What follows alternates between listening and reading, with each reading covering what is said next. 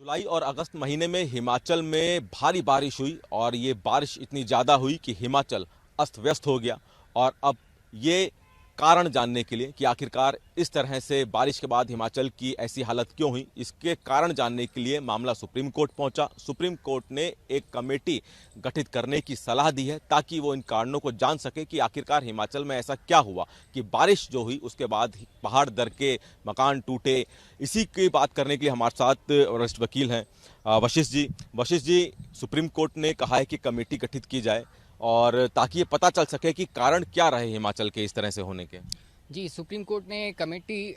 गठित करने के लिए हमसे सुझाव मांगे हैं कि इस कमेटी में कौन कौन रिप्रेजेंटेटिव्स होने चाहिए, कौन कौन से एक्सपर्ट इंस्टीट्यूशंस हैं और उस कमेटी का रेमिट क्या है, उसका स्कोप क्या है, उसके टर्म्स ऑफ रेफरेंस क्या क्या वो कमेटी को करना चाहिए, इस सब के बारे में हमसे सुझाव मांगा है। और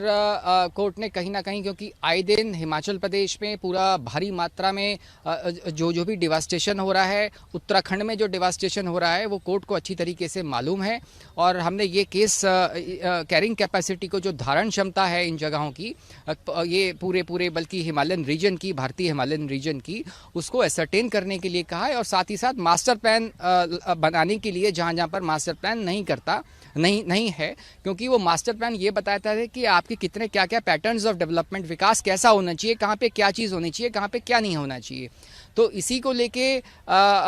सुप्रीम कोर्ट में सुनवाई थी और कोर्ट ने हमसे ये सुझाव मांगा है। हमने कोर्ट को बताया कि ये जो जितना जो स्केल है, जिस तरीका जिस हद तक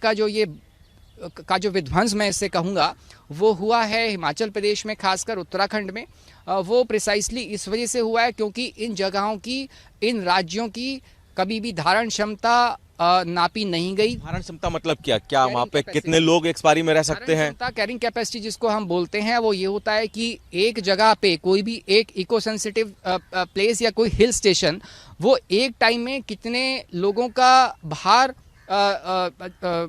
को मतलब विथस्टैंड कर सकती है, कितना लोड, पॉपुलेशन का लोड, कितने टूरिस्ट का लोड, कितने व्हीकल्स होने चाहिए, कितना सैनिटेशन के लिए क्या क्या कितना हो, वाटर की कितना एक्सट्रैक्शन होना चाहिए, ताकि वो जगह वहाँ पे सारे के ऐसा ना हो कि कल को पूरे स्प्रिंग्स वहाँ पे सूख जाएं, वाटर के सारे सोर्सेस स्ट्रेस में आ जाएं, जिसकी वजह से आने वाली और टूरिज्म को और सारी अन्य इकोनॉमिक एक्टिविटीज़ को, इवन पीने के पानी तक के लिए लोग तरस जाएं। तो कैरिंग कैपेसिटी को लेकर सुप्रीम कोर्ट में बात गई है, इसको लेकर सुझाव दिया है सुप्रीम कोर्ट ने कि क्यों ना इसको लेकर क्या हम एक कमेटी बना सकते हैं। हिमाचल में जो कुछ भी हुआ उसको लेकर कहीं ना कहीं ये मामला सुप्रीम कोर्ट पहुंचा। अब देखना है कि क्या जो सुझाव सुप्रीम कोर्ट की तरफ से कमेटी बनाने का दिया गया है उसमें किस तरह के सुझाव अगर कमेटी बनती हैं तो दिए जाते हैं। कैमरामैन प्रियदर्शन के साथ दिल्ली से सूर्य समाचार के लिए विनय सिंह।